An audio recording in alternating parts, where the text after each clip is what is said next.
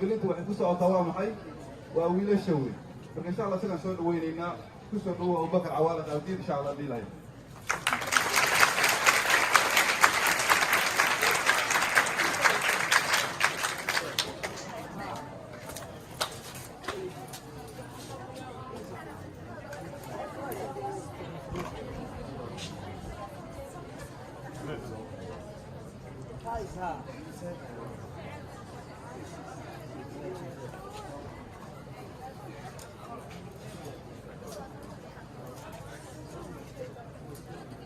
السلام عليكم ورحمة الله وبركاته. ريبو ساسا بابليك سكول والد سلام سيتي. marka hore waxaan idinku hambalyeeynaa oo aan idin weydiinayaa inaad lafihiinda u sacabisaan waxaad noqoteen iskuulkii ku guureeyay oo ku guuleystay ya sanadkan kan dhinaca waxbarashada lafihiinda u sacabisaan hambalyo ku qabweynaada macnaheedu waxa weeye ku qabweynaada inaad reebo saasa public school tihiin imaam Nawawi meelahaas marka aad ku aragtaa hore aan u boosaasan ka imid namoorub ma ku jira dhax intaas kadib adeerayaal waxaa laga yaabaa isla markiiba inaad isweydiisaan ninkan maxaa qaadka daba dhigay inkastoo isleeyahay qaar idinka badan oo idinka mid ah xogta waad haysaan haddana waa idin kormarayaa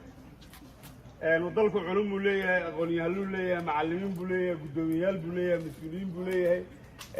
waa su-aal ardaygu uu isweydiin karo war ninkan maxaa ilaahay qaadka ugu sallado adeer waxaan ahay wax kale ima wadaan waa dab aan ku gubtay waxaan ahay nin cuni jiray wiil dhalinyarada reer muduga bala ka dhacday anoo abaan qurba baan gaalkacyo ka doofay qurbahaasaan tegey saan u sii socday baan waxaan isiri markaan hooyo iyo aabbo xukunkoodii ka baxay baan isiri hadda nin ragaa tahay yaa ragga la sheekayso niman London joogaa jaad siiyey markii ugu horreysaan cuno markaasay ahayd 1997 wuxuu dumiyey hankaygii wuxuu dumiyey firfircoonideydii wuxuu iga dhigay leysi wuxuu iga dhigay caajis wuxuu iga dhigay mashaqaysta wuxuu iga dhigay macibaadaysta wuxuu iga dhigay nimaan han weyn lahayn wuxuu iga dhigay nimaan himilo hiigsanayn wuxuu iga dhigay nin doqon ah wuxuu iga dhigay oo igaarsiiyey meeshii ugu hooseysay oo aan noloshayda gaaro heer waxaan gaaray gabdhuhu markay arkaan iga soo horbaxaan saasay isu aroorin jireen kal maxaa ka soo qabay lillahi alxamd 10 ilaahay ii dhigay buu ahaa 7 sano markaan noloshaas ku jiray oo habeenkuna maalin ii ahaa maalinkuna habeen ii ahaa maalin walba aan ku hayn jiray madaxa xanuunaya laabjeex bay ugu kacsan waa nin dacar ka dhashay ilaahay baa iga madoobeeyey iga joojiyey 2004 go'aan iisi aan ku qaatana ma ahayna sheeko adag bay ahayd nin kaloo aan isla marqaamaynaa 4 midyood geliyey habeenkaasaan ooyey isbitaal baa la geeyey waa lay dhaqaatiirta saasay inta ii fiiriyeen anigaa niyaddeeda iska lahaa amay dhahaan war waxaan ka kabayna laakiin iguma ridi waa ka kabeen aniguna habeenkaas waa ooyey ilaahay baan bariyey ilaahay martaba u noqon maayaan markaan iga badbaado alxamdulillah aad baan ugu faraxsanahay aad baan ugu qabweynahay inaan idin hor taaganahay maanta oo aan idin dhihi karo habeenkaasaa qaad aan afkayga geliyey guddigiisa 2004 February 14 wixii ka dambeeyey dantaydaan raacday shaqaan bilaabay waxbarashaan bilaabay nin balaa baan noqday shilimaad baan helay waa firfircoonaaday waa cibaadaystay yoolkii ugu horreeyay oo aan rabay inaan gaaro waxay ahayd 7 sano aan marqaamayay hooyaday oo intaas walwal ku jirtay oo wiilkeeda wiilasha ugu yaraan ahaa maalin aad aragtay 7 sano markaan qaylay ku fikri jiray laakiin fikir un bay ahayd action may lahayn sanadkii ugu horreeyay 2005 hal sano markaan miyir qabay hooyaday baan u soo noqday waa ka ducaystay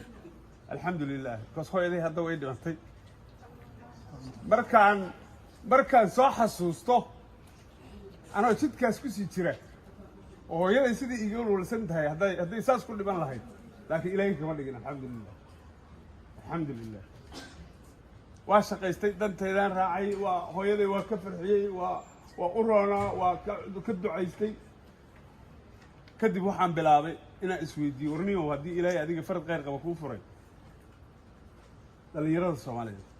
dhalinyarada Boosaaso Public School dhalinyarada meel ay joogaan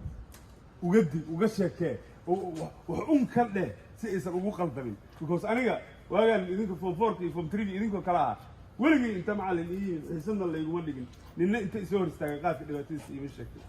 waxaan u qabay wax odayaashu iska cunaano lagu marqaamo footballka lagu daawadayo xogaa maarag diidkii lagu waxaasaan maqli jiray xaajo odayeed baan u qabay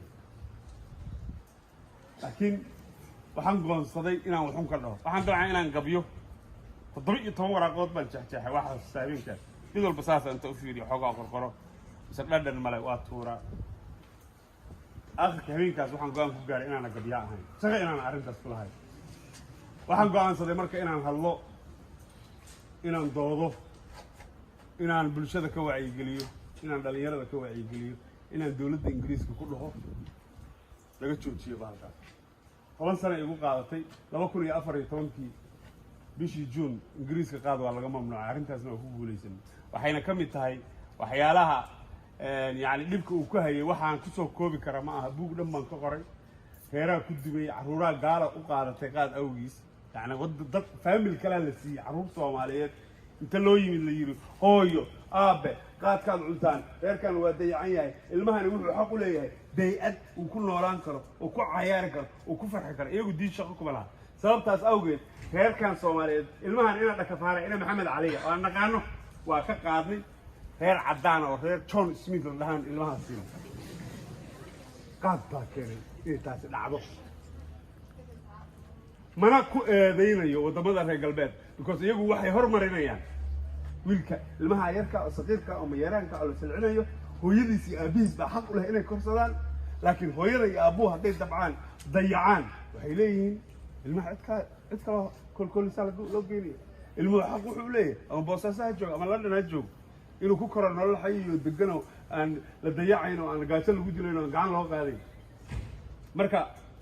الله halkaas ku soo dhamaaday idinka idin soo jeesanaya waaya ma here today marka sida maamuluhu sheegay maxay maanta halka idin ka soo faaray Boosaaso Public School maqaadka wana inkastoo la ii sheegay wiilal fanforo marmarya imtixaanada ma jira arrinta ina riyaal oo dhigo ya hadda idin sheegay dhigeyso form 4 iyo form 3 iyo ragina waliba waaweyn waxa idin leeyahay halkaas magaalada Boosaaso kuwa idin ka horeeyay oo laga yaabo inay iskuulkan ka soo baxeen oo laga yaabo hadda indhaha hadda isku qabataa inaad garan kartaan oo laga yaabo inaad taqaanaan oo laga yaabo inaad daris ahaydeen oo laga yaabo 2 sano ka hor inay iskuulkan ka baxeen baa laga yaabaa inay maanta qaad cunaan darajada taageerada qaadku waa hog hortiina ka qaadan halkan maanta waxaan ugu nimid aniga iyo gudoomiyaha iyo maamulinta iyo macallimiinta iyo giddiga intaana waqtiga waxa loo siiyay idinka in la idin heliyo adeer gacal iyo haddaad qaadka cuntid waxaad ka haraysaa asaaga waxaad noqonaysaa ducfi intii aniga igu dhacaa kugu dhacaysaa tiriya ducfi baad noqonaysaa bashaqaystaad noqonaysaa cibaadaystaad noqonaysaa caasiwaalid baad noqonaysaa waxaad noqonaysaa nin aan sharaf lahayn waxaad noqonaysaa nin shaxaad badan wuxuu aakhirka wuxuu kaa dhigayaa tug inaad cunto tug قبلها نواه مقشين حيلين الحية أو إذبلة أو أخلاقله أو عروض عن أوضة المسؤولية ده ولا قاعد كره أو ما عرفت قروح بدل أو ما يلاقي أو سيكس باجا يا ما كنت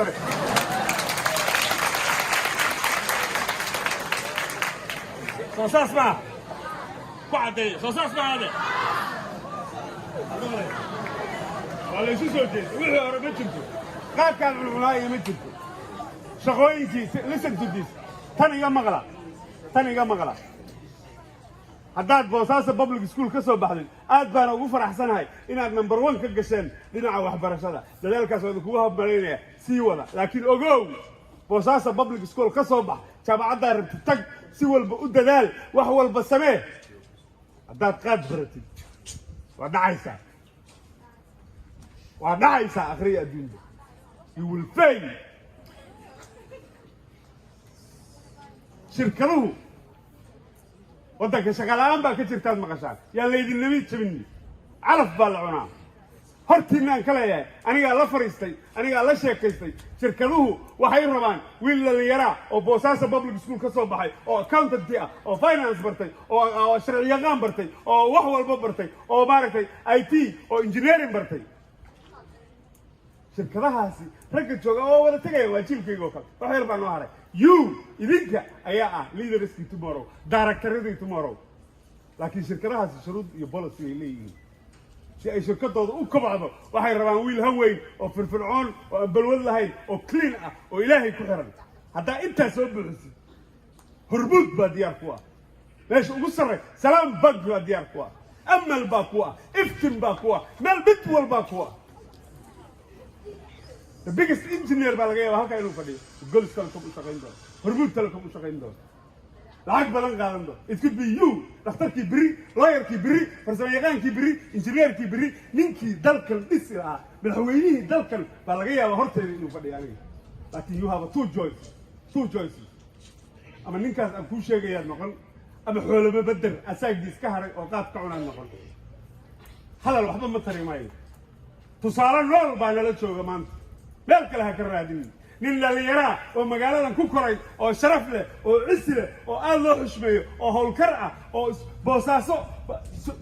primary school secondary school ku soo koray oo aan qaad iyo balwad iyo qurun gelin waa kan garabkayga taagan maanta guddoomiyaha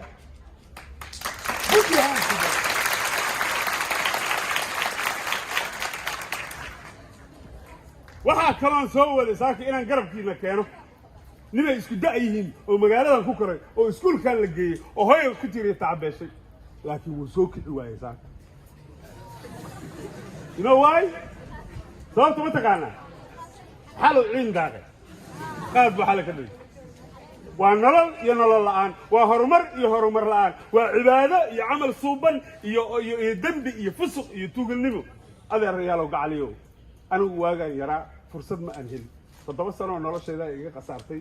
inaan qaad cuno ilaahay baa xigmad ku watay alxamdulilah don ha samaynina mistake anigu aan sameeyey meel ku qorta maanta intaa ma isla qaadanaa ballan ma tahay hadalkaasi ma idin gale wax yar ii istaago guddoomiyaha usoo noqon doonaa 1 minute baan idinka rabaa marka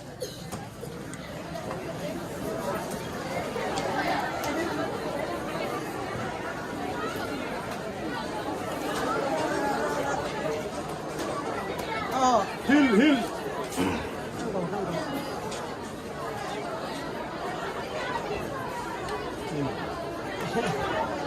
gudoomiyaha ayaan ku soo dhaweyn doonaa oo la sugaya waxaan ka codsanayaa xushmadda in la ilaaliyo hay'adda oday anigu odayahay uu ku balka dhacay ya odaade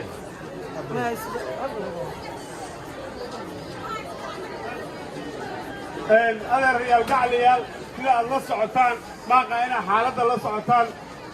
diyaaradihii qaadka waddanka imaan jiray waa la joojiyey qoysas badan oo dubi lahaa baa badbaaday dhaqaalo badan oo bixi lahaa baa badbaaday laakiin dawladdii qaadka soo dhoofsan jirtay oo qaadka waddanka keeni jirtay waxay tihi waxaas yeeli mayni dhallinyaradiina waxaan ku codsanayaa kaamirada idima haysa halkaa inay ii buuxisaan saas bliis intiinaas oo dhan halkaa hir weyn baan rabaa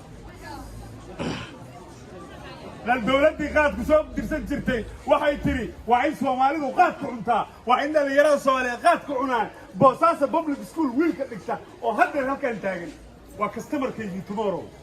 waxaana rabaa inuu ii noqdo aniga oo qaadku cuno arrintaasaan rabnaa inaan ka jawaabo 30 seconds wax daqiiqad ka yar yah waan daalay last 5 years baa wareegayey soomaaliya oo dhan ku wareegayey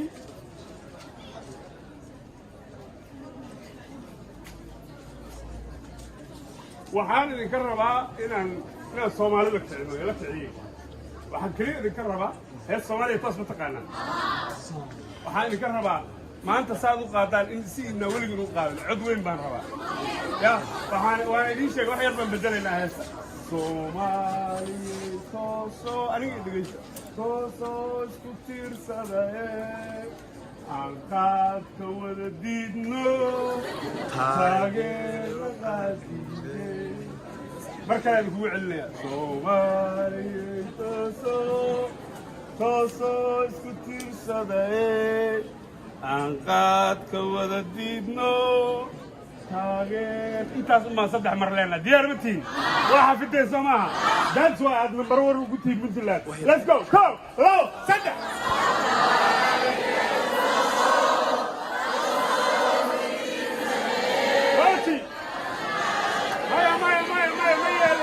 يلي والله ما يلي كوش هذا ارجع لي بس هذا بليس وين مريا يا عال waxaan waa laba mar baa la oranaya bas cod xayi oo maxrag baan bahlayna bilowda adigu bilowda يعني مرة بينا كل لو صدق